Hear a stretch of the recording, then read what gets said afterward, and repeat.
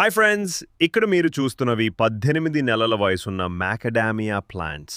ఇవన్నీ ఇంపోర్ట్ చేసుకున్న గ్రాఫ్టెడ్ మొక్కలు. ఇవి బీ మౌంట్ వెరైటీ. ఈ వెరైటీ హై టెంపరేచర్ని కూడా తట్టుకుని మంచి దిగుబడి ఇస్తుంది.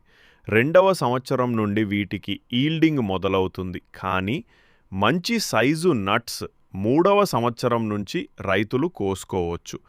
ఇప్పుడు మనం తెచ్చిన ఈ ట్రయల్ కన్సైన్మెంట్ 2500 మొక్కలు మాత్రమే.